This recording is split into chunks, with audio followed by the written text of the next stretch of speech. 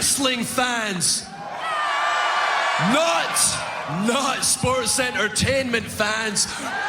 Professional wrestling fans. Professional wrestling. This is it. This is us standing up.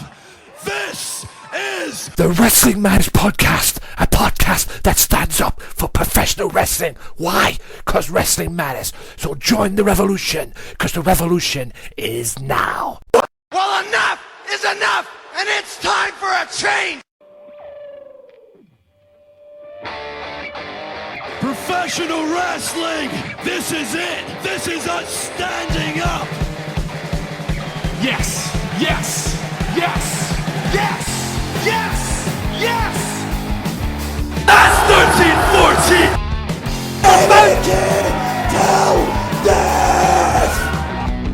Dina, I am the best in the world.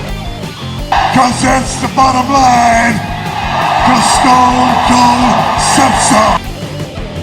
What's happening, ladies and gentlemen? Welcome to another installment of the Wrestling Matters Podcast, episode 89. One away from 90. How are we all doing? Hope we all well. Hope you've enjoyed the wrestling this week and that. And yeah, we're going in as we're doing this right now. We're coming out, well, just coming out of TLC. Hope you enjoyed TLC as well. Be sure to check out my video review on the TLC pay-per-view, which I will play the audio next week on this podcast. With that being said, though, ladies and gentlemen, today's show, we're going to talk Raw, we'll talk Smackdown, TNA, NXT, going into NXT London this week as well, and yeah, we're going to talk Ring of Honor as well, ROH. So with that being said, ladies and gentlemen, hope you're well. More on them later, but I have some some articles that I want to give my opinions on this week, ladies and gents. A few articles popped up this week on this beautiful thing we call social media, and I want to give my opinions on them as well. So let's have a look at which one we can do first. It appears, ladies and gentlemen, that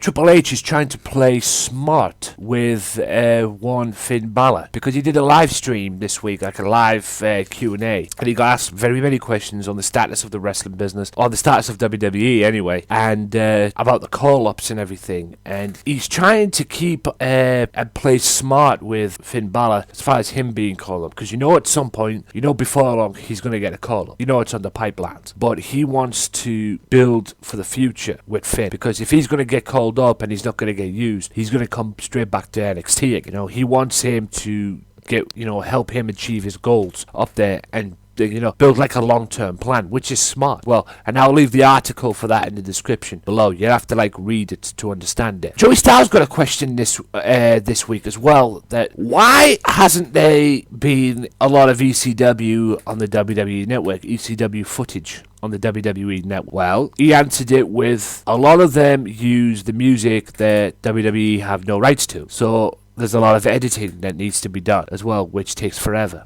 So that's the reason why. You just have to be patient at the moment, guys. Just like me, I'm waiting for the ECW stuff as well, the old ECW stuff. So you're going to have to be a little bit patient on that, for the time being at least. I'm sure they'll all be up as soon as possible, but you're going to have to wait for the time being, because there's a lot of editing, and trust me, taken from somebody who knows, editing can take forever. Now, I've got one article that I definitely want to talk about in depth. It seems, ladies and gentlemen, that, like I say, all these articles that I'm talking about right now, all these that I'm mentioning right now, will be in the description on SoundCloud or YouTube, wherever you're seeing this, so be sure to check them out. To get like a full in-depth of what the heck I'm talking about and all that. Apologies for that, ladies and gentlemen. A little bit of an ad thing there. All these ad pop-ups on these sites as well, but anyway. The WWE have been struggling badly in recent times, with TV ratings hitting a nosedive and fans being thoroughly underwhelmed with the current WWE product. With Randy Orton, Seth Rollins, Cesaro and Daniel Bryan all on the shelf for a serious length of time, it doesn't seem that there's much for WWE fans to look forward to at the moment. Fortunately for them, however, Brock Lesnar will be making his return after a few months off, and we know who his first victim is going to be on his comeback. Apparently, ladies and gentlemen, he is scheduled to return return December 19th, which will be, as if this goes out, a week from today. He's scheduled to return. And according to NoDQ.com, the report that there's a network special, which I'm guessing is the Slammy Awards. December 19th, he will be returning there. And it seems that Lesnar has set his sights on the United States champion, Alberto Del Rio. Because the current US champion slated to face the conqueror of the Undertaker's streak, it seems it's going to be a bad month for Mr. Del Rio. It's hard to understand from wording of the press release, but it seems like Lesnar could actually be challenging for that United States title that Del Rio won from John Cena, which would be very interesting indeed for me to see Brock Lesnar challenge for a US title. He's been WWE champion before, so hey, if it can work for John Cena, why not? But it's going to be interesting December 19th, guys. Very much interesting indeed of how this is all going to pan out.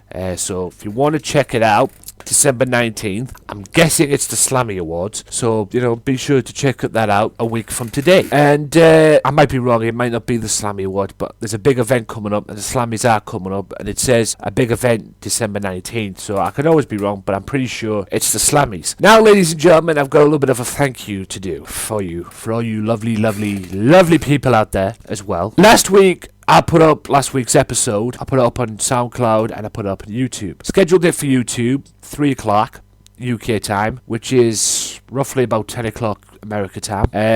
Put it up there, just left it, and from that point to where we are right now, it's got over 400 views on YouTube, 460 odd views on YouTube to be precise. Thank you so much. And as of right now, ladies and gentlemen, that is the most successful episode that I've ever put up on YouTube. Okay, the most successful episode of the Wrestling Matters podcast that's ever been put up on YouTube. Okay, on my YouTube page at least. So that is the most successful episode of the podcast from the episodes that I've done, which has been from way back in 2014 to where we are right now.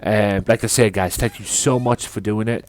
You were interested in what I had to say, obviously, about Roman Reigns and how WWE are forcing fans to cheer for Roman Reigns. And guys, like I said, man, I could just greatly appreciate it, greatly appreciate the support and everything, and it does mean a very big bunch. Does mean a whole lot that you guys are interested in what I have to say. I also had a little bit of an issue with involving my Gamesmatter channel. I think it was November 6th. I believe it was November 16th or sometime later. It was after that date at least. I tuned on to my Gamesmatter Facebook page, facebook.com/Gamesmatter channel if you haven't liked that page as well. And you get more information on there for the Gamesmatter channel as well. youtube.com/Gamesmatter channel. Now, I went on there and it seemed that Facebook took my videos down, a bunch of my videos down. And when I went up there, I only had 2 WWE videos up there, which kind of pissed me off. And also, ladies and gents, this is not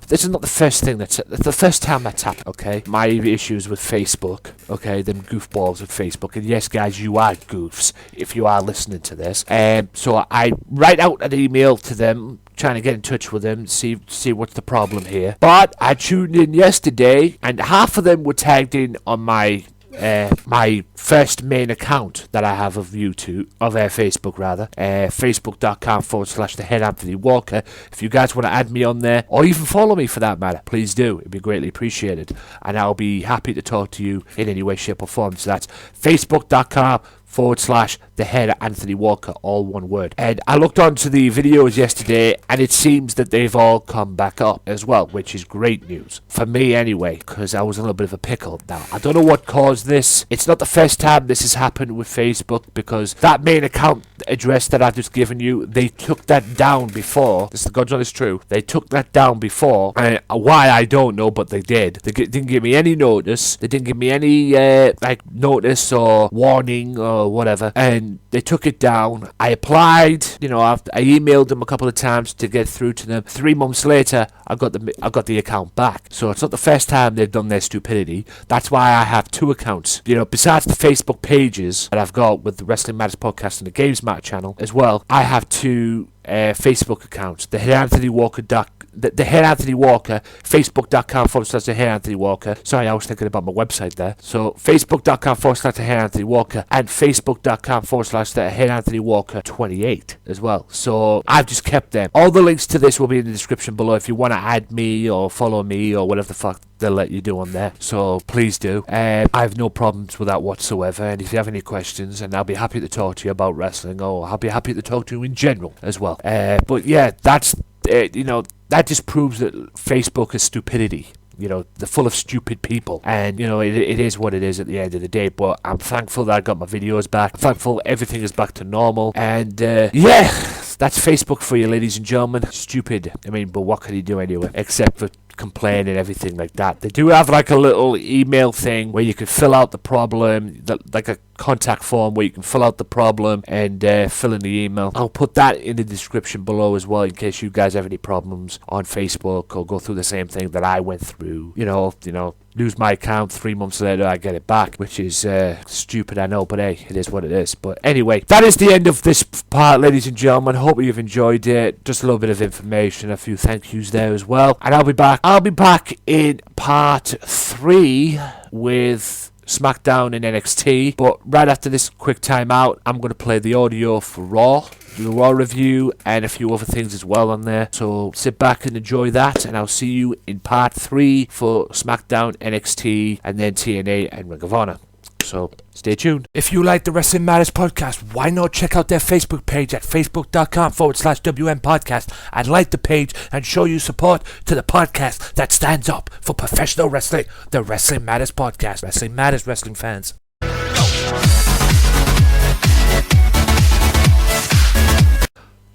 What's happening, ladies and gentlemen? It is me, that HEAD, back with you for another Raw review. Now, you're probably wondering yourself, where's the live stream? I decided to do something different. I used the live stream to promote this, so hopefully you guys will be able to check this out as well. So I used the live stream to promote this, but I decided to do something a little different this week. With all I've been doing when I've done these Raw reviews is using the Google Hangout, and I thought, let's do something a little different this week. As you could probably see, ladies and gentlemen, I decided to put a background on this with the Dean Ambrose and the Brothers of Destruction there as well, and this is the Raw review as it is, and where you can find me as well, my Weebly, YouTube and Facebook, as well as Twitter. All the links to that will be in the description below. But I decided to do something a little different today.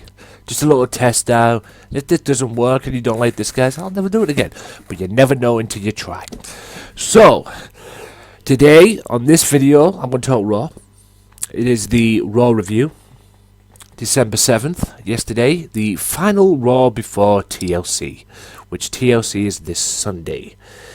And, yeah, TLC is this Sunday night. Now, I don't know if I'll be doing that on a video. I'll probably do that live. So, yeah, I will fix that the minute I'm done with this video. So, there will be a live stream right after the pay-per-view, as there always is. So, be sure to check that out. Anyway, ladies and gentlemen, it is now time for the Raw review. Also, I'm going to do TLC predictions, speaking of TLC, as well. I'm going to shut them in as well. So be sure to check all this good stuff out. And hopefully you enjoyed the newest episode that came up yesterday of the Wrestling Matters podcast. I appreciate the views on it. I put it up on YouTube yesterday. It was aired for 3 o'clock. And as I'm talking right now, it's got over 176 views in one day. That is amazing, guys. So obviously the topic that was on the title may have got you guys' attention as well. It got quite a few people's attention as well, because I had a conversation with a wrestling fan as well about it, about the Roman Reigns situation and WWE's creative crap, as it always is. But, ladies and gentlemen, without further ado, enough of the talking. Let's get right into it. It is Monday Night Raw. Now, Monday Night Raw kicked off with the League of Nations. Sheamus gloating his victory, and now the fact with the League of Nations and everything, and introducing the League of Nations, not that they needed, introducing for, because we all know who they were. Oh yeah, by the way, you can probably tell my new background, guys. You can probably tell, right? Yes, I like John Cena. To all you Cena haters, before you start, that's his best t-shirt, okay? And that's staying up there. That's his best t-shirt. Rise above hate. Love that. And the immortal Eddie Guerrero as well. I've got another one like that as well. I believe it's brown. I've got another one as well in my wardrobe, but that one is up there as well. So hopefully you guys enjoy that, because beforehand I was doing these videos, it was just a blue background. Yeah, but now it's not, so hopefully you guys enjoy that as well. Anyway, back to this. Sheamus, they're all gloating and everything, and they're all doing the thing, just gloating how 5 minutes 15 seconds on the t-shirt. Sheamus thinks he's the modern day Stone Cold Steve Austin. That was until the Wyatt family showed up, and Bray came out and reminded the League of Nations that it was his house they were in, and he was allowing them to breathe. And obviously when the Wyatt family comes out and this new group come in, you always know there's going to be a yes chant from the crowd. It was like the Shield and the Wyatts back in the day. And then Team Extreme came out, which was Tommy Dreamer and the Dudleys. Now, we all called this. We all knew this was going to happen eventually. They brought out a fourth member. Wyatt kept on reminding them that they were outnumbered. There was only 3 of them. But Dudley's being smart. They actually went out and got a fourth member. And yeah, we all knew this was going to happen eventually, because he's been in NXT. Rhino shows up. So Rhino joins the quartet now, and that is 4. So it's Rhino, Tommy Dreamer, and the Dudleys, which is basically Team Extreme, or Team ECW, as Michael Cole refers to call them as. And then as they were coming down to the ring to fight, Roman Reigns comes out with his crew, the Usos and Dean Ambrose. Excuse me. Now, all this led to the commercial break, when the Authority apparently came out and made a match, a 16-man fatal 4-way match, which was 4 teams, which was the 4 teams of 4 in a fatal 4-way. The craziest way to start a Monday Night Raw ever, but an awesome way. And take note, WWE, this is how you should be starting Raw, to begin with. Not 20-minute promos. This is how you should start Raw. I liked it. I loved it. Absolutely enjoyed it. 4 guys in the ring representing each team, and all hell broke loose, basically. Shockingly, the Wyatts were first eliminated by Team Extreme, or Team ECW, as Cole refers to call them as. Tommy Dreamer DDTing, or Dreamer driving, Eric Rowan, and eliminating the Wyatt family, which didn't sit well with the Wyatt family. I'll get to that in a second. And then Team Extreme were getting in control and everything. Dudleys were doing the thing, only for Bubba Ray to walk into a bro kick, and he got eliminated, which left Roman Reigns' crew and the League of Nations. Now, the League of Nations were in firm control, and then Sheamus had Reigns set up for the bro kick, but he mocked Reigns a little bit when he was doing the Superman punch stance. But Reigns ran into Sheamus ran into a spear, and Reigns beats Sheamus. A great way to start the Raw show, if you ask me. Loved it, and yeah, bit of momentum for Team Reigns as well, going into Sunday. More on them later on in the evening. But I might as well get it over with since I've mentioned it. Braun Strowman didn't take too kindly to the Wyatts being eliminated, and he challenged Tommy Dreamer to a match later on in the evening, which he did, and basically destroyed him. Tommy Dreamer couldn't control the monster, and he got choked out, basically. That little submission that Braun Strowman does. I like Strowman, to be honest. I really do. I like Strowman. He's just a big, huge, big motherfucker. He really is a big, huge motherfucker. I mean, if I wanted somebody on my side, I'd want him on my side. I wouldn't want to face him. Anything. I mean, he's very difficult. I mean, the only two people that, from what I've seen, have been able to control him is the Brothers of Destruction. But, I mean, the guy's just a tank. An absolute alright monster. Anyway, moving swiftly on, Kevin Owens went one-on-one with Dolph Ziggler in another great match. Hard-fought, back-and-forth match, dominated mostly by Kevin Owens. And Kevin Owens manages to get the pop-up powerbomb on Dolph Ziggler and gets the victory. But there was no rest for the wicked because Dean Ambrose was backstage on his birthday. Shout out to Dean Ambrose. Eating popcorn and drinking cola, and then decides to walk out after the match and plays a little bit of mind games with Kevin Owens by throwing popcorn and cola in his face. I'll get to the predictions later on, but I know I'm hoping to win that match. Now, Team Lucha Dragons went against the New Day after the New Day was celebrating with Team Bad. After Team Bad, Sasha Banks and Naomi beat Brie Bella and Alicia Fox, thanks to the numbers game of Tamina. The seemed most dominant crew, now PCB, have split up. They seem to be, the most dominant team on Raw now, because they're still a team.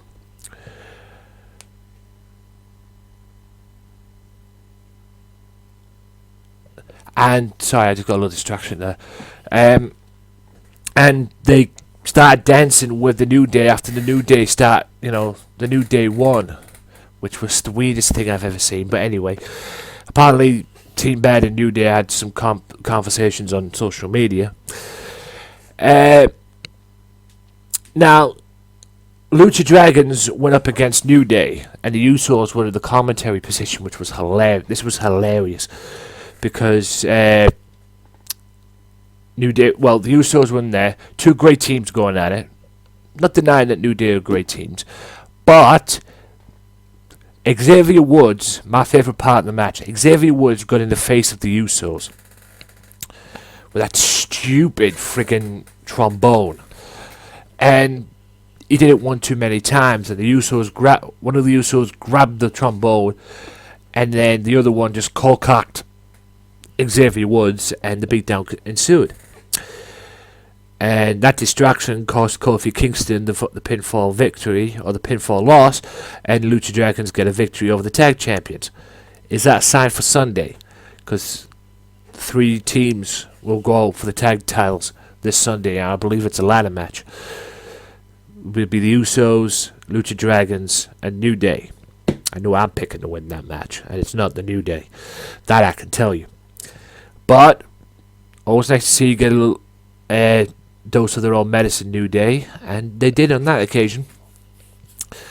Now, Rusev and Ryback, this all ended in a double count-out or something, but it was all set up basically. Lana faking an injury and Rusev getting the attack on Ryback and everything, just like she did last week. It was all fake injury crap.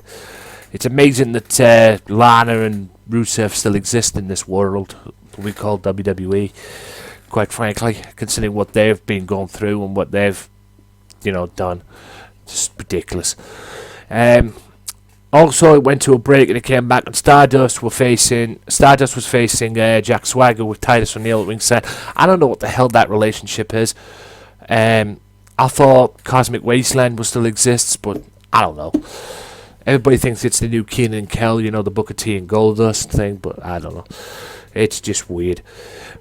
But Stardust gets beat by submission, and Alberto Del Rio came out halfway through the match and gets into a confrontation with Jack on the outside, swinging chairs. And then Jack tries to talk some sense into Stardust. Talk some sense into Zeb Coulter, but Zeb was having none of it. Backstage, however, Alberto Del Rio seemed to have kicked Zeb Coulter to the curb, because while that confrontation was taking place, Alberto tripped over Zeb's scooter and didn't take too kindly to it, and seems to have kicked Zeb to the curb. So that relationship didn't last all of 2 months. But Alberto doesn't need Zeb anymore now. He is a member of the League of Nations. So will there be a swerve Sunday? Will Jack finally get Zeb back? Who knows? Where does Zeb Coulter stand now? That he ignored Jack Swagger's little plea and then gets kicked to the curb by Alberto Del Rio. Where does that stand? Where does he stand now? Guess we'll have to find out. Also, I want to bring up Miz TV. Now, Charlotte, everybody was questioning Charlotte, whether or not she's taken after her dad, after what she did to Becky Lynch and everything. It seems, and Miz was manipulating things, and Paige came out and basically got in the face of Charlotte, although Charlotte backed off with Flair. And then Paige turns Flair around and slaps the piss out of him. And then Charlotte goes after Paige rather, and the mind games begin. What will happen Sunday? Will this Divas Revolution end? Because let's face it, Charlotte's now the Divas Revolution and the champion. But will Paige put a stop to that? To be honest, I really don't care anymore. To be fair. Yes, I'm a fan of Charlotte. Yes. She is the Divas champion. Yes. But, again, WWE Creative strikes again. Because I don't know what the hell they're doing with this. 1 minute she's doing this to Paige and to Becky and everything. Oh, yeah, they're still friends and everything and this, and this. But, again, it's WWE Creative. It's very, very confusing. But we'll find out what happens on Sunday. I'll get to the predictions in a second. And all of that led to the end of Raw, which saw a fight, quite frankly, between Roman Reigns and Sheamus building into Sunday's TLC. And they fought all over. On the outside of the ring, in the crowd, on the stage, using chairs and weapons, building into their TLC match. And it all ended with Roman Reigns going for a spear on the announce table. Sheamus steps out of the way. Sheamus celebrates, turns round, and there were 3 tables wedged at the ringside. Sheamus went through the middle of one, thanks to Roman Reigns. Now, I don't know what's going to happen this Sunday, and like I say, I'll give my predictions in a second, but I made this crystal clear yesterday on my podcast. WWE seemed to be forcing the fans, or trying to force the fans, although he did get some cheers yesterday, to cheer Roman Reigns. That doesn't help anything for Reigns. We all know Reigns is eventually going to be world champion, and he's eventually going to get his run as the world champion. But it seems that WWE are building Roman Reigns to the point where they yank the carpet out from under him. If you're going to put the belt on Reigns, then do it already. Get it over with. Because it's quite frankly getting ridiculous. And this is why I hate WWE Creative, and I think WWE Creative at the moment suck. And the creative of WWE sucks. Because the build, let's go back to Survivor Series, the build Reigns up to be the champion and win the tournament, because we all know what was going to happen. You could see it a mile away, and to build it up, only to yank the carpet out from under him. if you're going to put the belt on him, then do it. Or you're going to make him the man, then do it. Okay? If you've got to turn him heel, then do it. But you can't force your fans to be cheering whoever they want. You can't force them to cheer it. And if you want to know an in-depth discussion about that, guys, check out my podcast, Wrestling Matters Podcast, episode 88, which is up on YouTube on this very channel. Go and check it out. I'll leave a link in the description below where you can check it out. And it tells me, and I tell my side and my opinion of WWE's creative and the fact that Roman Reigns, and the title says it all, WWE are forcing fans to cheer Roman Reigns, and it's not on. But with that being said, ladies and gentlemen, that is the end of the Raw review. Pretty cool Raw, and a great way to go into their TLC pay-per-view. Nothing very excitable on the show. Sorry about that plane or helicopter. But hey, that is what it is. It's pretty nice when you live not far from a hospital where the helicopters are from, by the way, just saying. But yeah, it wasn't a very captivating Raw, but it was a good Raw, in my opinion. Okay? And it's better than the previous two. And it was a good way to lead in to the TLC pay-per-view as well. I found it very entertaining. I mean, the matches on the night were the big match at the beginning, the Fatal 4-Way match at the beginning, and then Kevin Owens and Dolph Ziggler. You know, the rest just, fit in as they did. And then the Roman Reigns and Sheamus fight at the end. I mean, like I say, all in all, it was a good Raw, and it was better than the previous two. And it was definitely better than the night after Survivor Series. So, ratings-wise, I will give it a 3.5 out of 5. And in my terms, at least, if I'm rating out of 5 out of 10, I will give it a solid 7. I really did think, it was the good. It wasn't great. It wasn't the best Raw I've seen, but it was good. And I enjoyed it. Now for the TLC predictions, ladies and gentlemen. I might as well get these over and done with. Hope you enjoyed this as well. Subscribe for more, guys. There's more videos to come like this as well. I've been busy as of late. And, yeah, there'll be a TLC review this Sunday, so be sure to check that out as well. Bear with me, guys. My computer is a little slow. What else is new? That's laptops for you. Yeah, I mean, what would you call Tommy Dreamer's crew? Would you call them Team Extreme or Team ECW? Because basically it's 4 guys from the old ECW. So, I mean, I would rather call them ECW, Team ECW, but hey, it is what it is at the end of the day. And since when did we start listening to Michael Cole? Right, the matches going into the pay-per-view this Sunday. And you know what? Let's have a look at the matches. Let's have a look at these matches first. The matches that I've got on here. World Heavyweight Championship. Divas title. Team Extreme feud with Wyatt's. Pop-ups. Fucking hate them. Beto Del Rio and Jack Swagger in the US title match. And the New Day. So, let's kick off with Kevin Owens and Dean Ambrose. Now, don't misunderstand me when I pick this prediction, guys. That when I pick this prediction, you're going to think I hate Kevin Owens. I don't. I love Kevin Owens. I love Kevin Owens as champion. I would definitely, I mean, don't get me wrong, I liked Ryback as champion as well, but I definitely preferred him to Ryback being Intercontinental champion. But I've said this many, many times. I've said this many, many times on podcasts. If there was a God in this world, WWE will pull the trigger, boom, and allow Dean Ambrose to beat Kevin Owens and become Intercontinental champion. It needs to happen.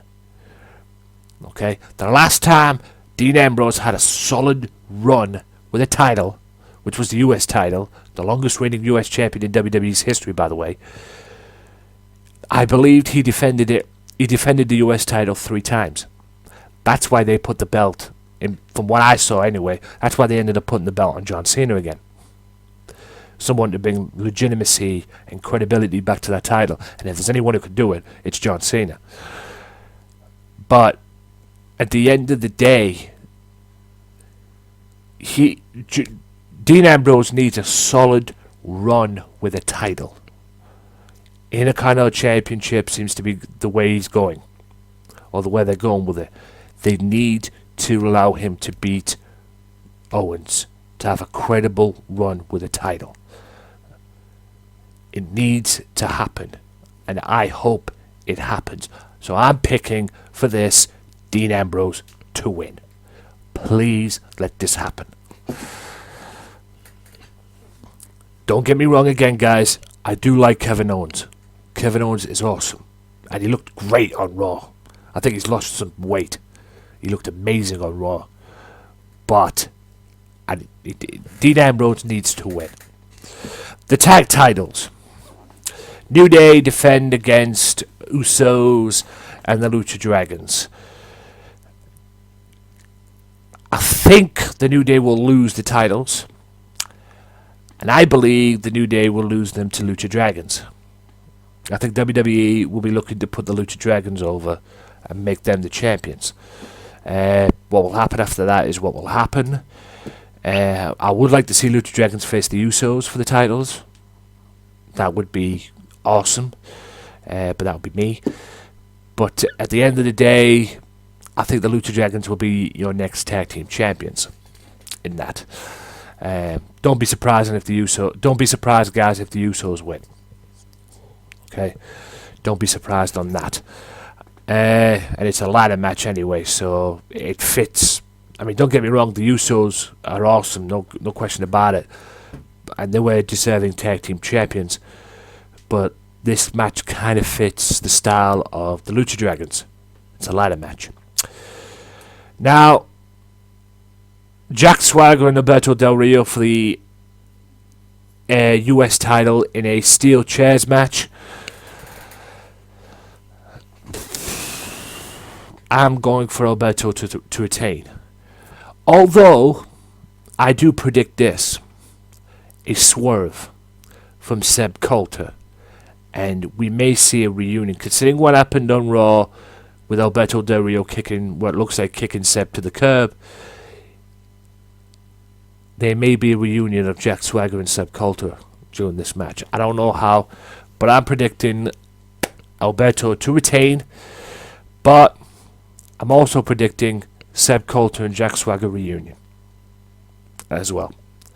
So Alberto to retain. He's only had the belt now 2 months at the most. And I don't know, you guys might hate me for this, but I believe he is keeping the belt until Cena returns. Will Cena get a US title match when he comes back? Will he soon get the US title again?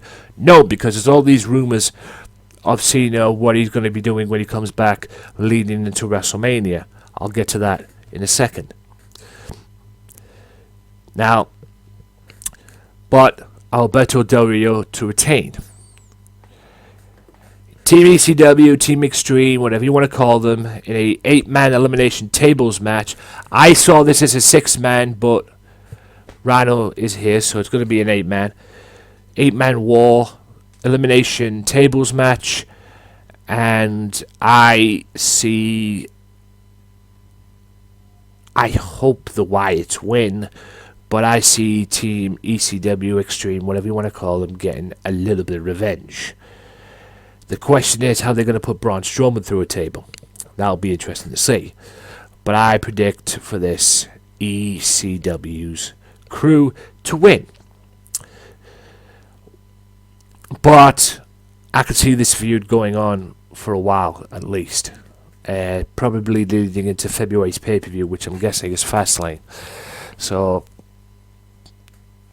you know, these guys will probably come across each other in the Rumble. But I see the I see Team Extreme wide feud going into Fastlane in February, because I don't think this is going to be a war, and I can see this leading into Fastlane. Will it happen? Remains to be seen. But yeah, I see Team Extreme winning. I kind of hope the Wyatts win, but let's face it, they haven't been doing that well on pay-per-views.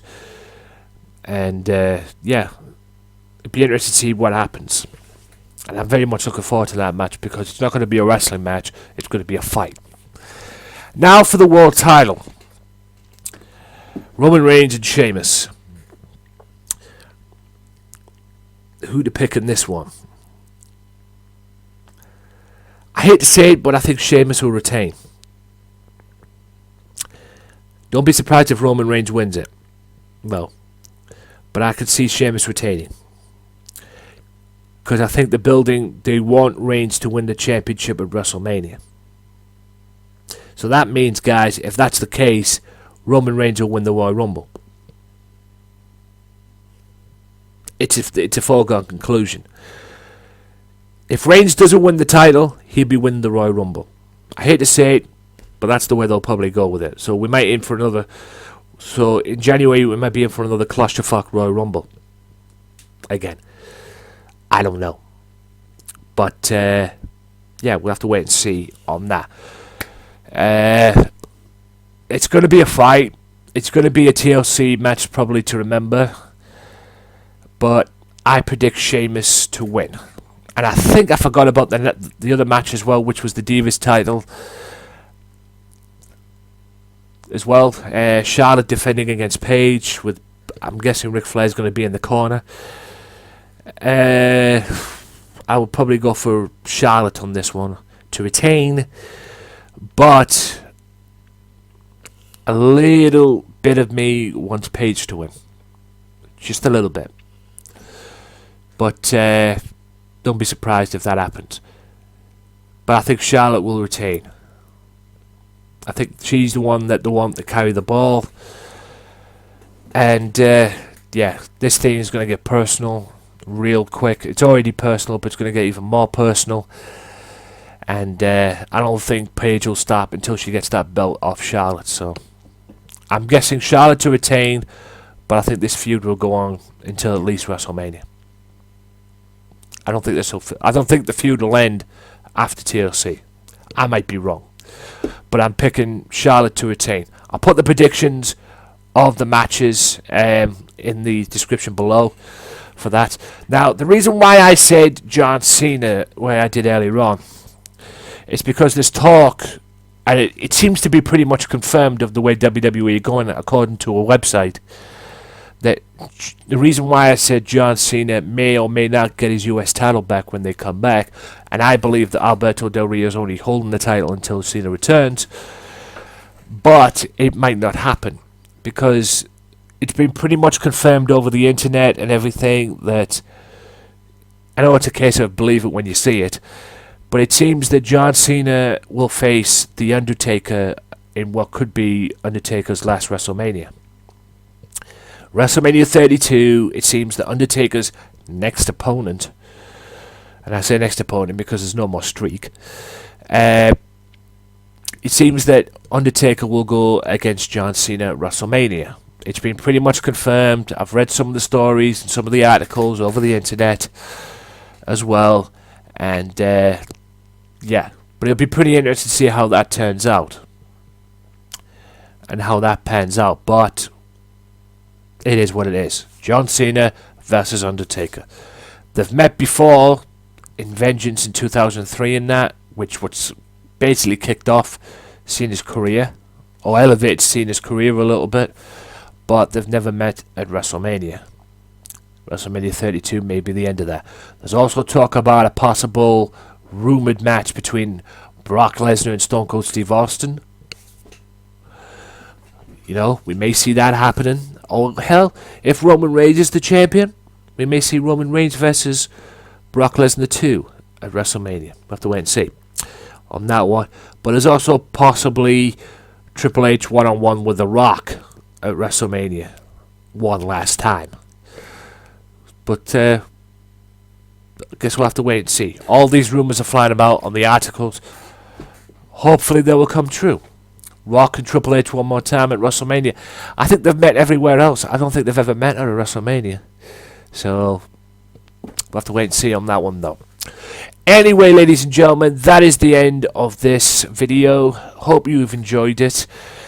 Be sure to check out the Wrestling Matters podcast on SoundCloud and YouTube as well on this very channel. So, be sure to check that out as well. Also, check out Wrestling Matters Podcast. That's on SoundCloud at soundcloud.com/wrestling_matters_podcast. At WM Podcast on Twitter. Facebook.com/WM Podcast. TheAnthonyWalker.net. My website, guys, where you can find more information about my Gamesmatter channel, my blogs that I've done, and my blog on TNA going on Pop TV next year. And more, and you can also listen to the podcast as well on my website via SoundCloud. And yeah, guys, subscribe for more, guys. Subscribe, like, share, do all that good stuff. I'll be back Sunday after the pay-per-view. I know I haven't started promoting yet. I'm going to do it the minute I'm done this video. I'll be back right after the pay-per-view Sunday with a review, and I'll be doing it via Google Hangout. This one, this is just a test. If you like this little setup that I've got, guys, like, subscribe, give me feedback, and I'll keep on doing this as well. I think everybody's getting sick of Google Hangouts, but hey, I might be back. I might use Google Hangout. I might use a combination of both. Who knows? But hope you've enjoyed this video, guys. Hope you've enjoyed Raw. Hope you enjoy TLC pay-per-view this Sunday. Enjoy the rest of the week, and I'll see you after the pay-per-view Sunday, straight after the pay-per-view, probably on Google Hangouts as well. So be sure to check that out, only here on AJW Wrestling Matters, the Wrestling Matters channel, where wrestling matters and sports entertainment does not. Okay? Professional wrestling lives. And the only way you get to see videos like this, and the one I'm going to be doing on Sunday, is if you hit that subscribe button. And until next time, guys, my name is Anthony Walker. Wrestling Matters. Enjoy the rest of the week, and I'll see you Sunday. Peace out. If you like the Wrestling Matters Podcast, why not follow the Wrestling Matters Podcast now on Twitter at WM Podcast for all professional wrestling news. Wrestling Matters, wrestling fans. Welcome back, ladies and gentlemen, to the Wrestling Matters Podcast. Hope you enjoyed the Raw audio there.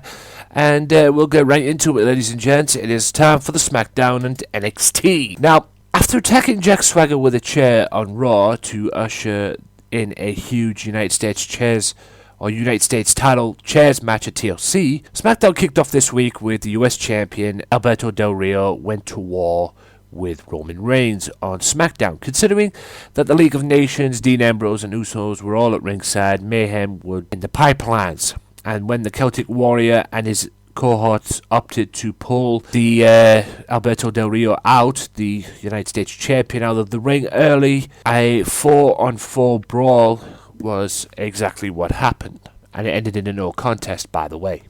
Dolph Ziggler beats Tyler Breeze, makes it 2-1. So much for that match being at TLC. Lucha Dragons beat Kofi and Xavier Woods. Intercontinental Championship title contract signing spun out of control. The Intercontinental Champion, Kevin Owens, chose not to attend the contract signing, instead sending his lawyer with a letter which condemned SmackDown as an unsafe working environment. This was a trick, however, a fact that became apparent when Owens sneak attacked his WWE TLC opponent. When Ambrose turned the tide, the prize fighter threw his attorney into harm's way to escape. The lunatic friends respond by hitting dirty deeds on his legal accountant, his opponent's legal accountant. Nevertheless, the contract was officially signed, and at TLC, the Intercontinental Championship will be defended.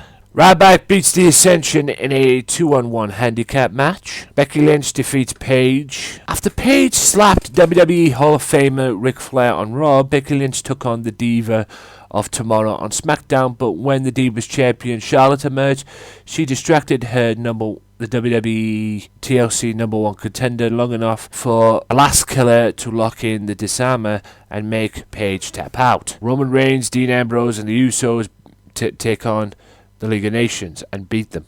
In the final moments of a fierce 8-man tag main event, the Usos took out a meddling Sheamus and Alberto Del Rio, paving the way for Roman Reigns to overcome Rusev with a spear. Will the momentum from this huge clash contribute to a crowning of a new WWE champion, United States champion, Intercontinental champion, and tag team champions? Well, if you've seen TLC, you would know the answer to that question. Without further ado, ladies and gents, we'll get right into it. Let's get into NXT.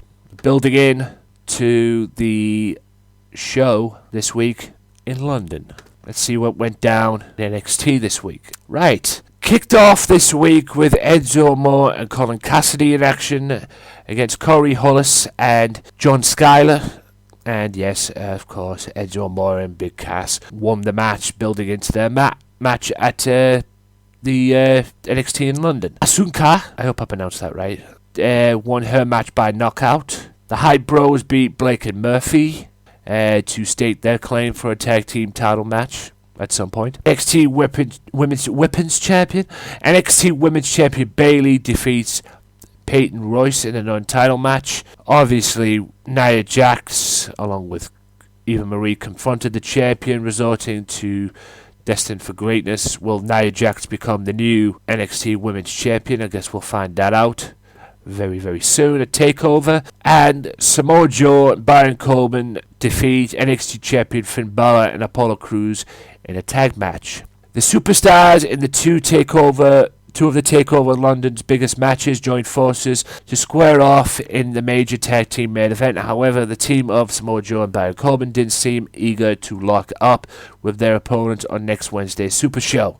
Joe jumped from the apron when Balor got near, while the Lone Wolf tagged in Samoa Joe to avoid facing a fresh Crews.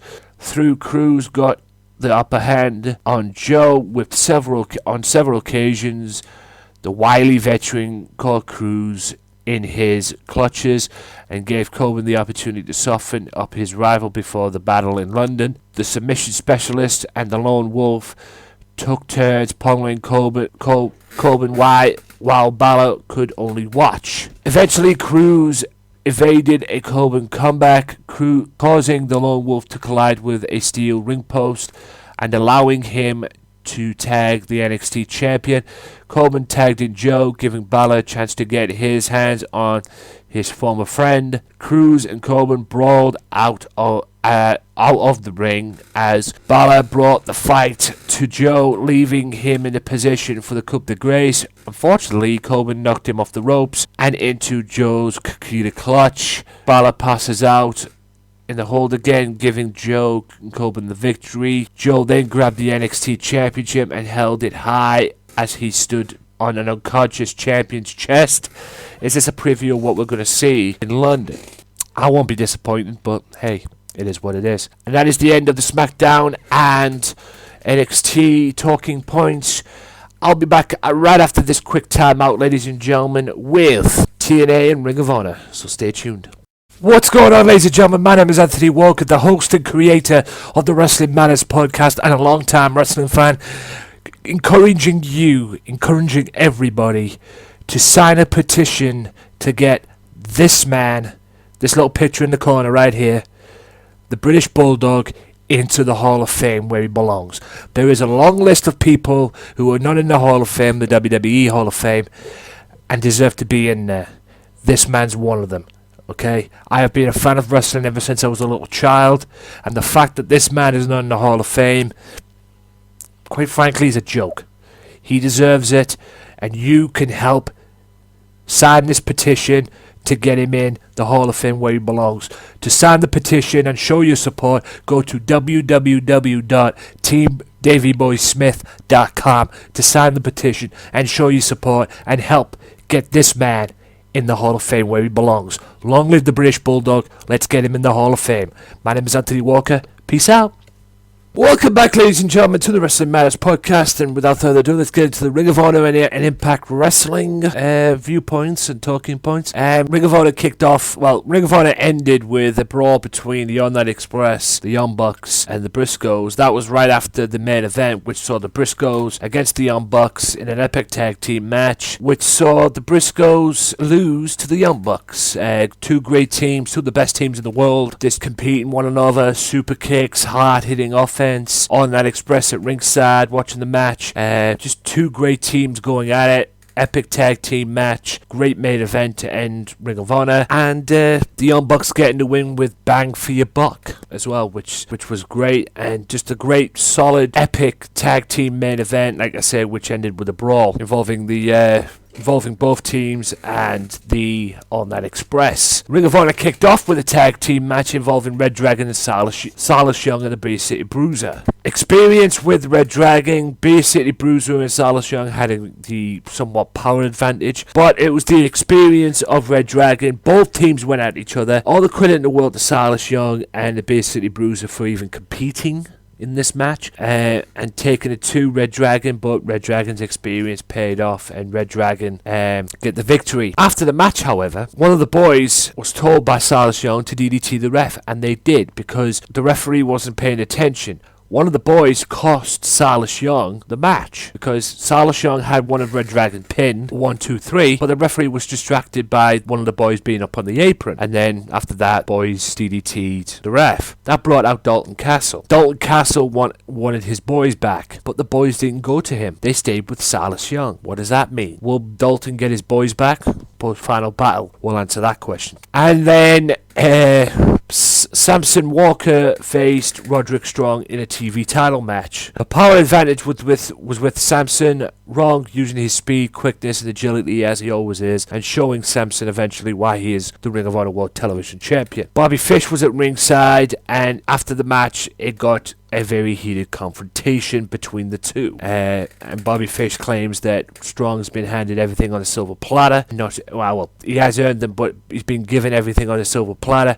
Bobby Fish looks to end the TV title reign of Roderick Strong at Final Battle. Be interested to see if he does. All in all, ladies and gentlemen, a very crazy, very hard-hitting Ring of Honor this week, and I will definitely give that a 4 out of 5. There's some of the brief talking points. If you haven't seen it, go to ringofhonorwrestling.com. You get to see and go to their TV section. You get to see the show. Now for TNA, ladies and gentlemen. TNA and the road to the semi-finals. Now, I'm not going to talk about it too much because I've made my feelings crystal clear about the World Title Series. So we all know it's coming to a very complete end. Hopefully, it'll end. I think it'll probably end in, say, 2 weeks. Maybe, I don't know. But it was the road to the semi-finals this week, which saw Shera versus Lashley, and Lashley beats him. So Lashley is in the semi-finals. Lashley goes to the semis. The other match, so Tigre Uno and Eric Young, and no doubt, this is as expected. Eric Young goes to the semi-finals. No doubt he'll probably face Lashley. Jesse Goodaz and Matt Hardy. And yes, Matt Hardy is going to the semi-finals. I have a feeling Matt Hardy's going to win this whole tournament. And if Matt Hardy wins the whole tournament, guys, I don't give a fuck. Okay, I don't give a flying fuck what anyone says. This whole World Title Series, not that it was pointless to begin with, but this whole World Title Series has been pointless. Anyway, and the other semi-final, I guess, exclusive interview with Dixie Carter, probably talking about Pop TV and that. And then the other semi-final, which saw Davey Richards with versus EC3 with Tyrus. And what a surprise, EC3 wins. So no doubt it'll be Matt Hardy and EC3 in the semi-finals, I would imagine, and Lashley and Eric Young in the other semi-final. The whole thing's pointless. I don't give a damn what anyone says. The whole thing is completely pointless. You've got EC3 and Matt Hardy, two members of the Bound for Glory series. No doubt it'll be them two in the final, I would imagine. If it should Eric Young not face Bobby Lashley and it's the other way around. I mean, this whole thing is just being completely pointless. Completely pointless, this whole World Title Series. And I cannot wait to January 5th when hopefully a new day will dawn in TNA. Just want to bring up something about the Young Bucks. Now, people always, I've seen these videos on YouTube.com.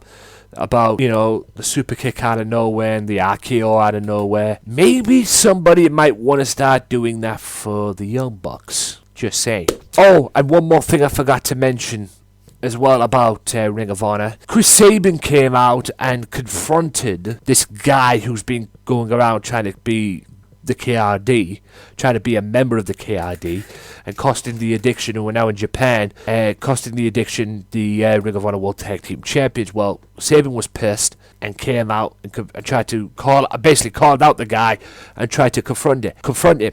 Everybody thinks that it's Chris Sabin that's doing it. Well, that's a debate for another day, because when he called the guy out and the guy revealed himself, it was Alex Shelley.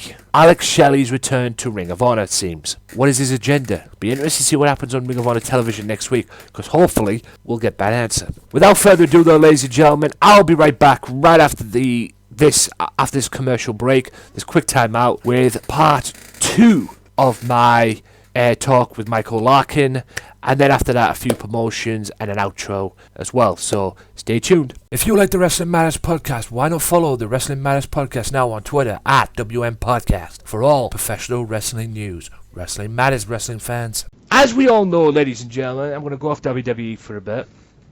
As we all know, ladies and gentlemen, I have mentioned this as well. Pop TV. Now you're probably thinking to yourself, what the fuck's that? Well, I can tell you what the fuck that is. It's TNA's new network, starting January 5th. And apparently they're moving to Tuesdays now. Yep. As well. And the first one is live. Apparently it's a live show, live broadcast, of what they're going to do, maybe just to welcome Pop TV into the TNA family, so to speak.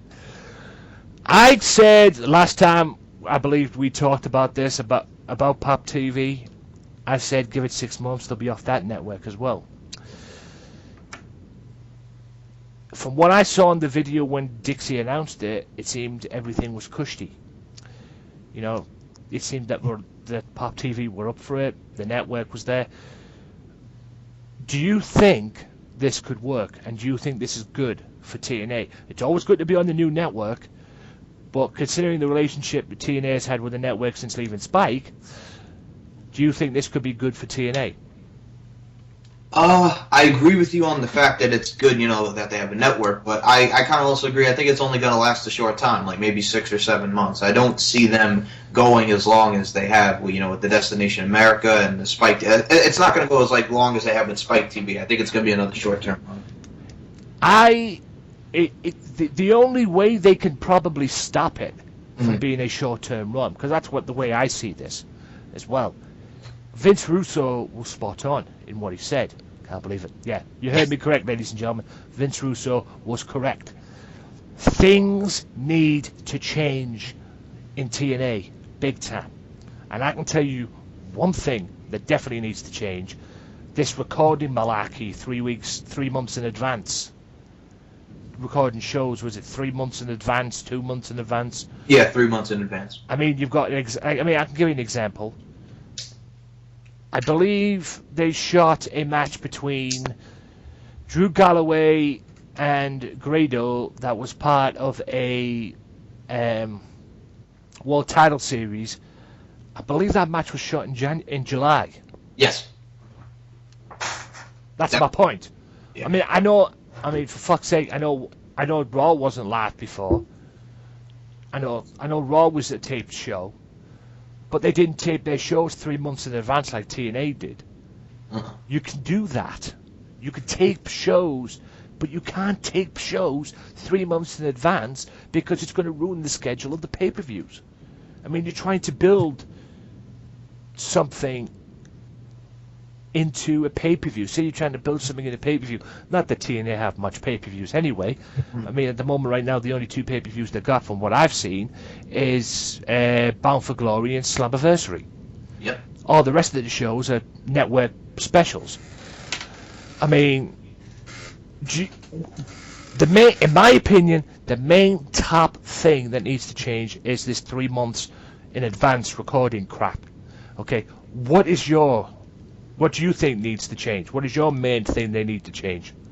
Well, I agree with you on the they got to stop recording with the 3 months in advance, and I'm pretty much, I don't know. I enjoyed their wrestling because I think all those guys and gals work hard. It's just, the main thing is just taping it in advance and just, try not to do stupid stuff. Just make better storylines. You need to make changes, like Vince Russo said. Make them changes.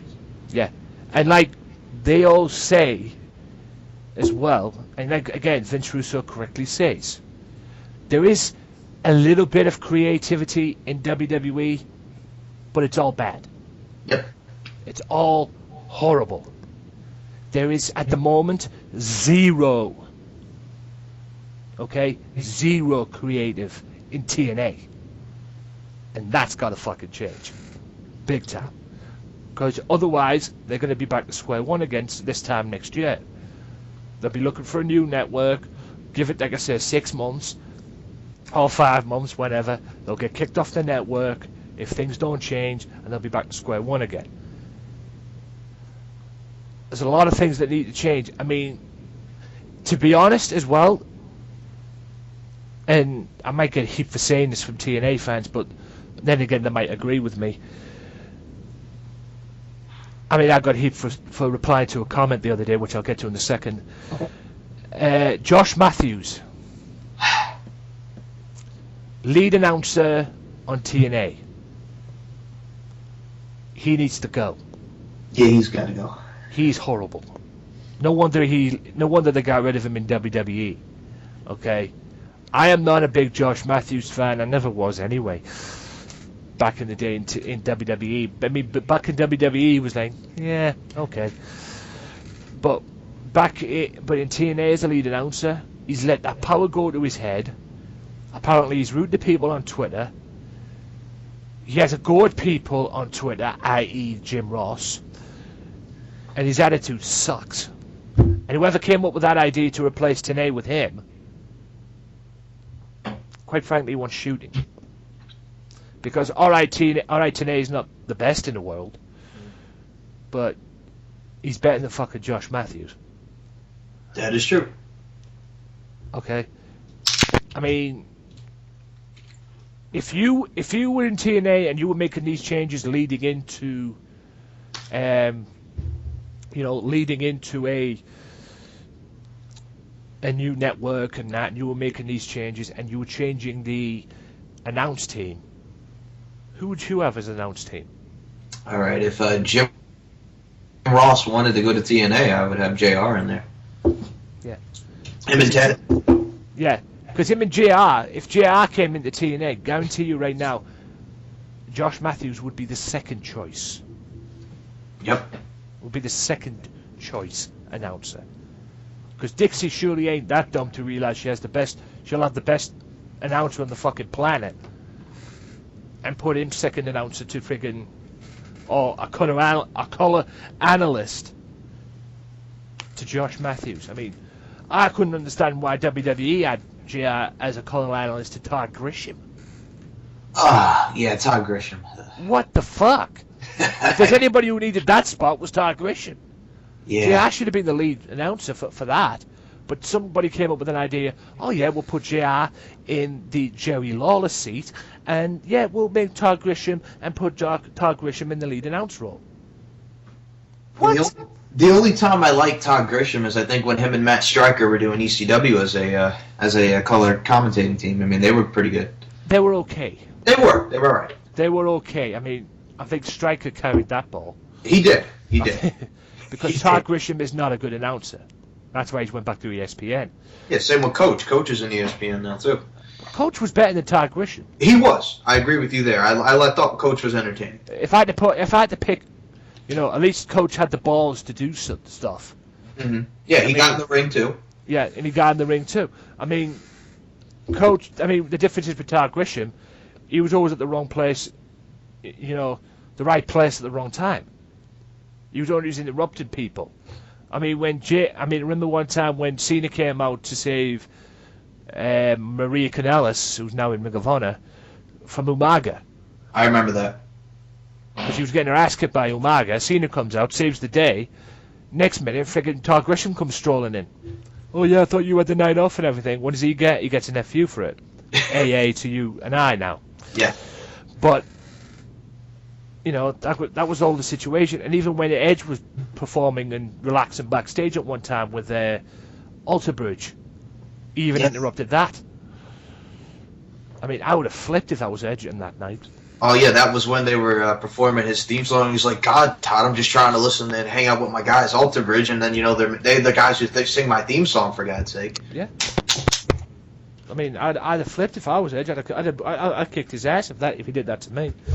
But anyway, I mean, all in all, a lot of things need to change. I don't mind the Pope as a colonist in TNA. I don't mind that. Yes, he has done stupid things while he was there, and, you know, probably Josh Matthews has driven him to do stupid things as well.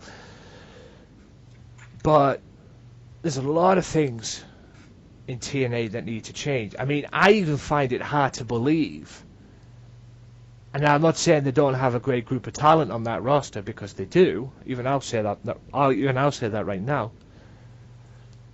But when Todd Grisham says, "Oh yeah, we got the best roster on the planet and everything," oh, as he said once at the start of a pay-per-view, I believe it was Bound for Glory.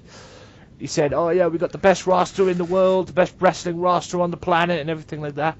Considering the direction TNA is going, I think wrestling fans would find that hard to believe.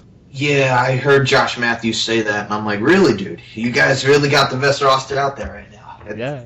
You might have the best roster. Jim, you haven't got the best company. Yeah, right? You know, I mean, the fucking direction sucks. You suck as an announcer. Hopefully, big things will change in TNA in January. And hopefully they can get back to doing more pay-per-views again. Because it's all the financial problems. I mean, even Kurt Angle's retiring early January, I think. I heard, yeah. Yeah, he's announced the UK tour is his final, is his retirement tour. And we all knew that anyway from watching WhatCulture.com, because he said he was going to retire. Whether he'll come back to TNA or not when he retires, who knows? I do have one thing to say about What Culture, though. Shoot. You and I both have said that, you know, we watched the whole how Adam would book The Undertaker and John Cena, and that dude is one smart cat. That video is just epic. Yeah. It is. Yeah. What was that? The retirement one? Yes. Yeah.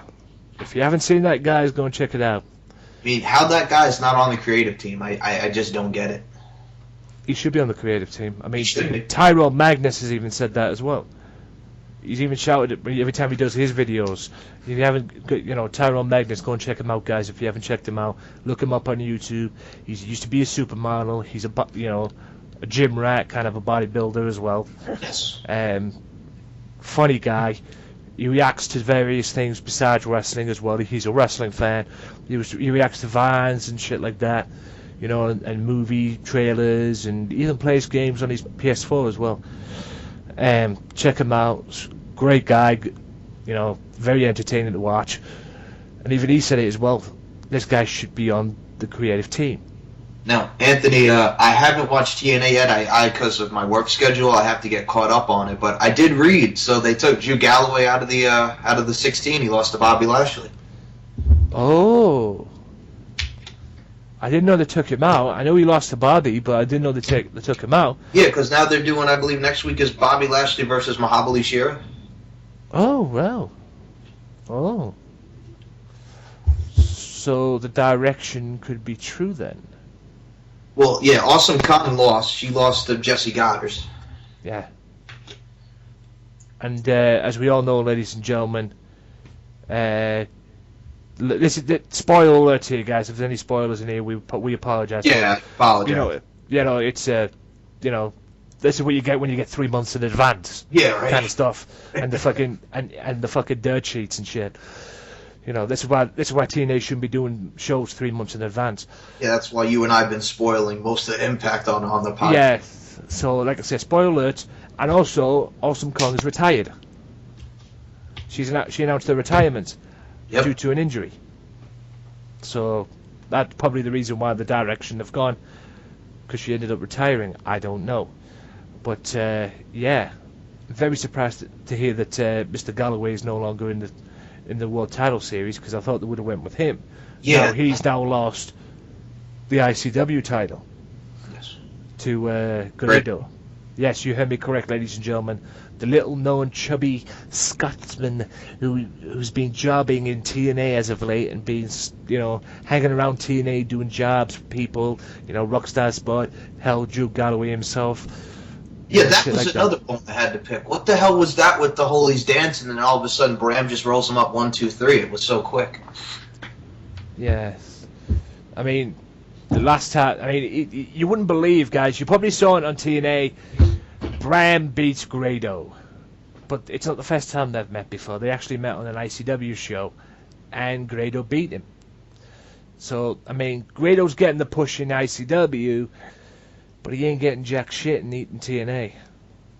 He ain't getting shit in TNA. And he, to be honest with you, if I was him, I'd think about it, because there's a lot of wrestlers that have thought about their wrestling career in TNA, Mark Andrews being one of them. Obviously, Progress Wrestling was the other night as well, with the Mark Andrews and Will Ospreay fight for the Progress title, which I'm dying to see on the demand service. So if Progress Wrestling is listening to this, please get that up on the demand service, and quick, because I'm dying to see it. What's your take?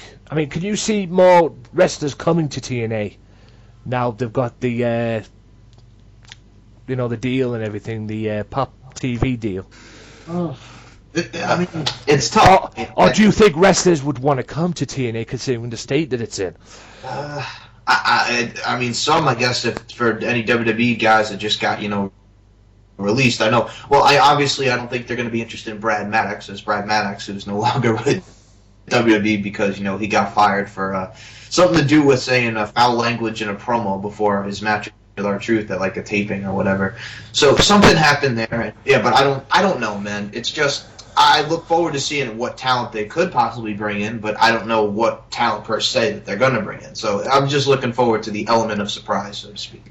Yeah, more WWE stuff, ladies and gentlemen. That seriously hurts my brain. Brad Maddox got fired for swearing in a promo.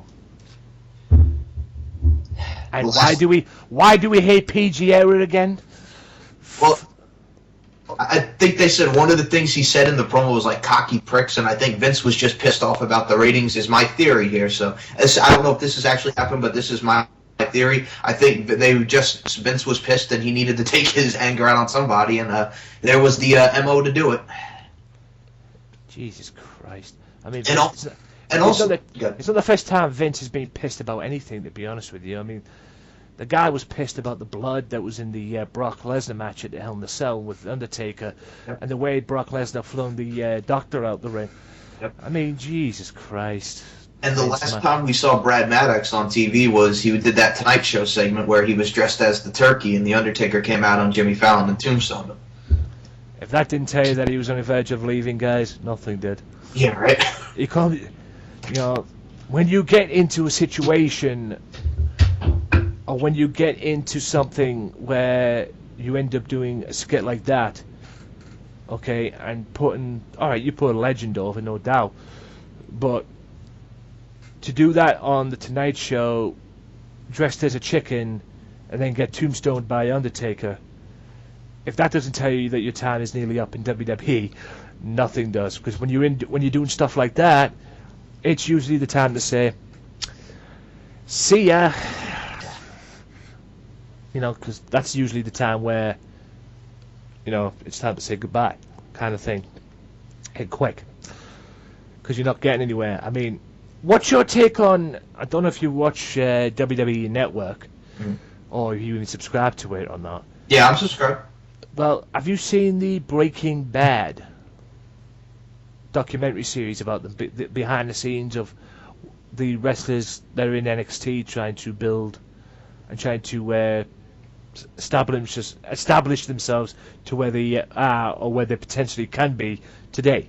You're referring to Breaking Ground, right? Is it Breaking Ground? What else? Breaking Bad? My bad. It's all good, no problem. Breaking Ground, yeah. I enjoyed the show.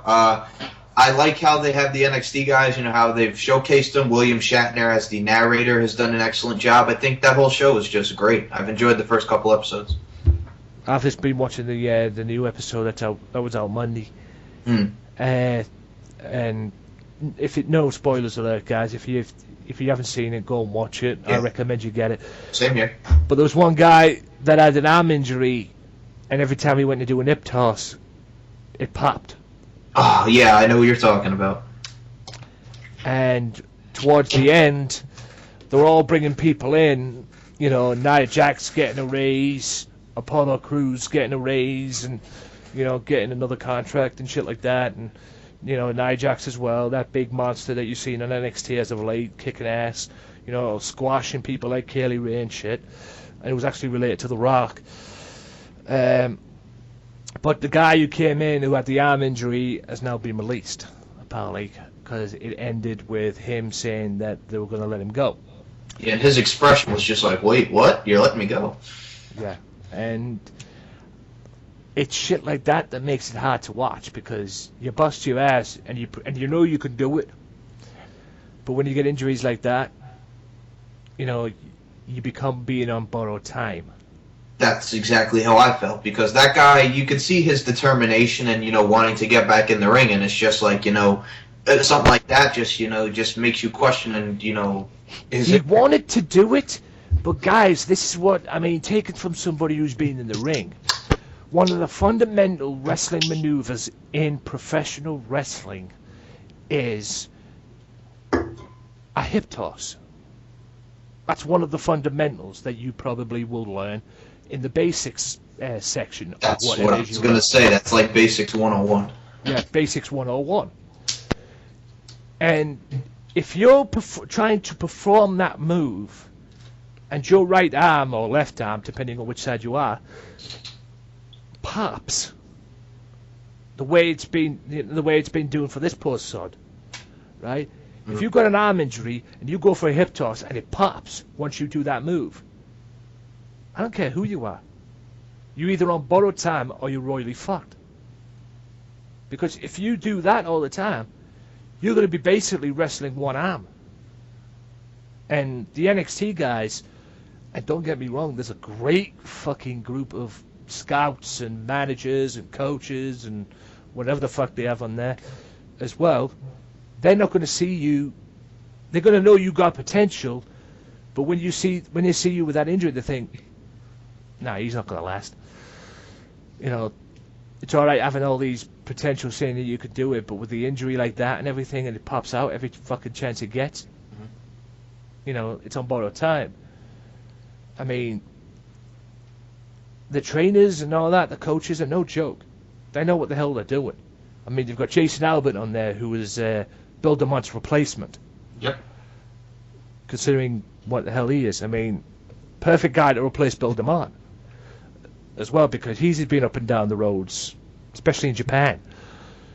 You've got Sarah as well, who's the leader of the Divas, the women's thing. She knows her stuff. Mm-hmm. William Regal. Yes, Billy Gunn's on there as well.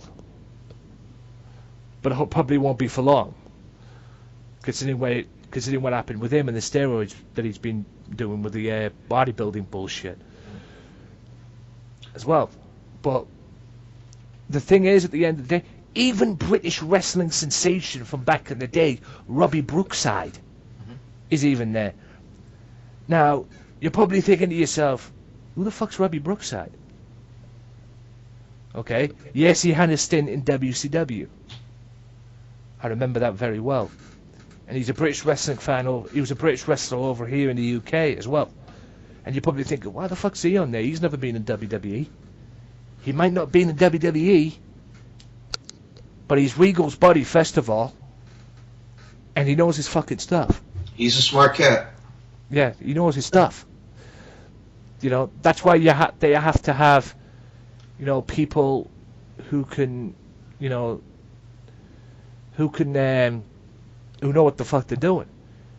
Because if you don't have people on there that don't know what the hell they're doing, or if you have people on there that don't have a clue, the guys are not going to succeed. It's as simple as that. Speaking of simple as that, I saw a comment the other day which made me fucking laugh. And I got my balls busted for it. Some git on YouTube, I was watching an old TNA video, back when TNA was watchable. Yes. Some twat on YouTube commented, and I wanted to get your take on this. And I know it's going to hurt your brain, because it fucking hurt mine. He mentioned about the X Division being the stepping stone and the thing that got TNA over in the fucking first place, which was true to begin with. But the comment that got me was Don West equals TNA's JR.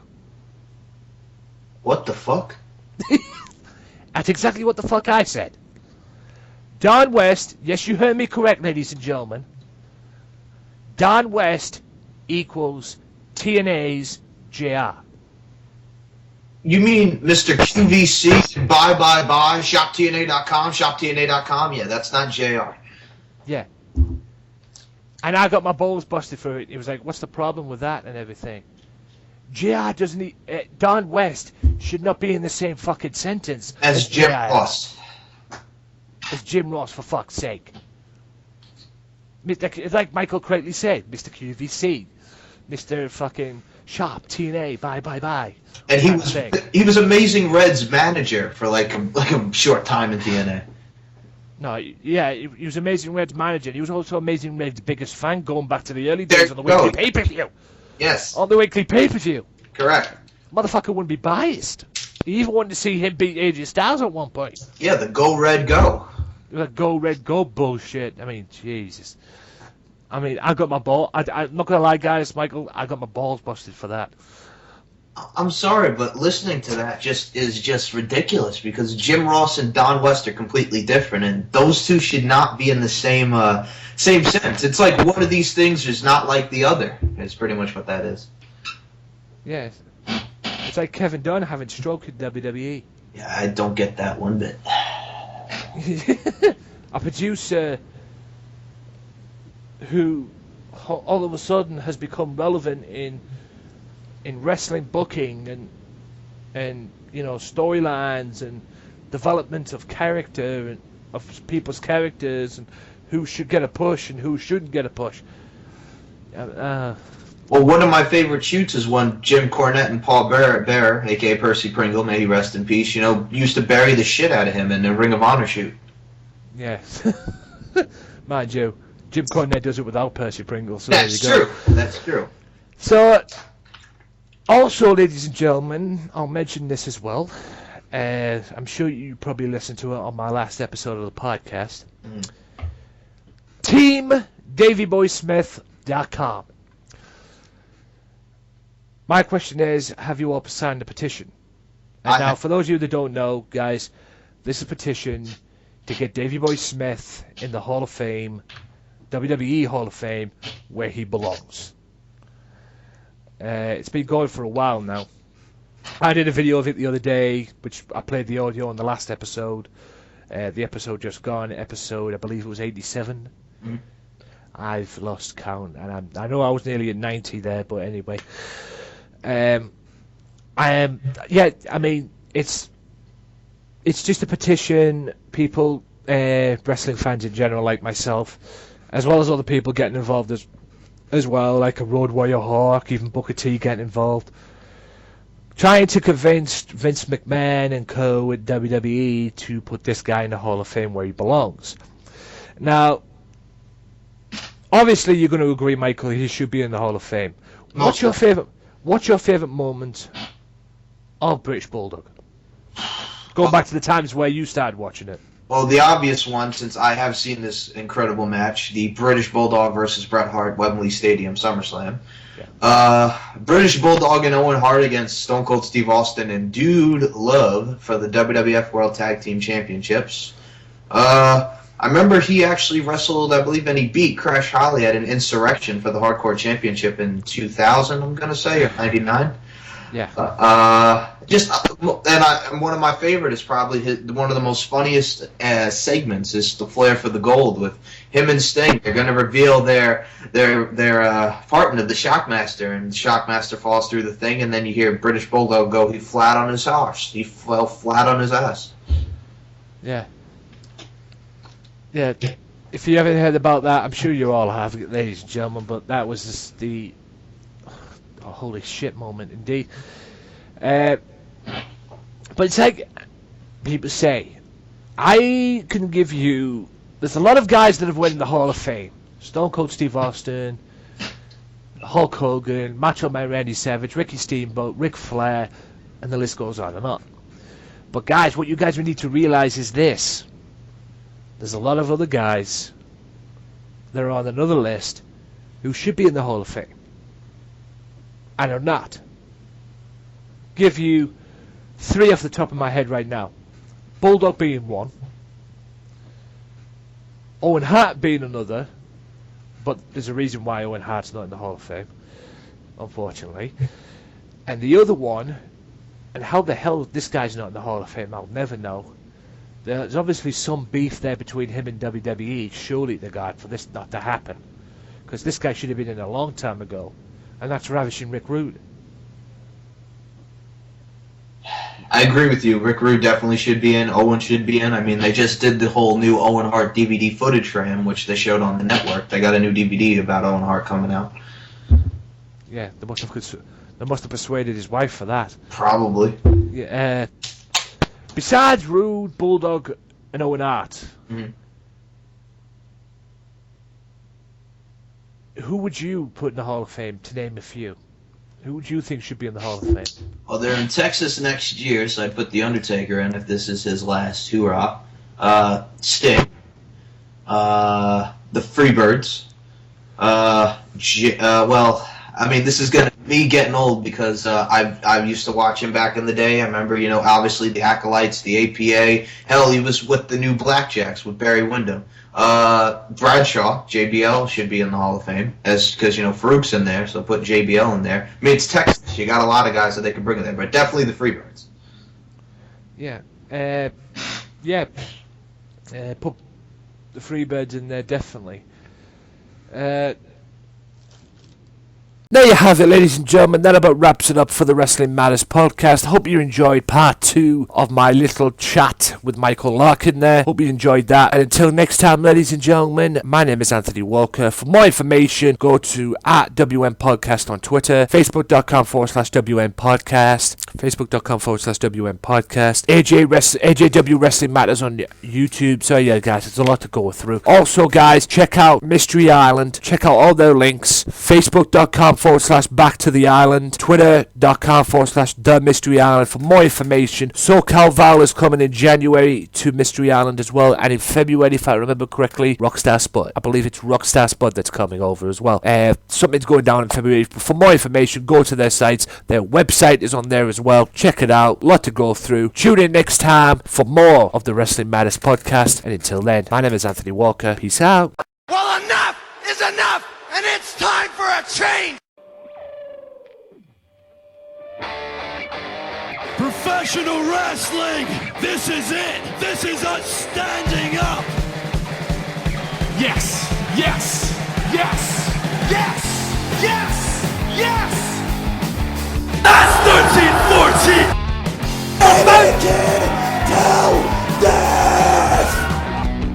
Cena, I am the best in the world.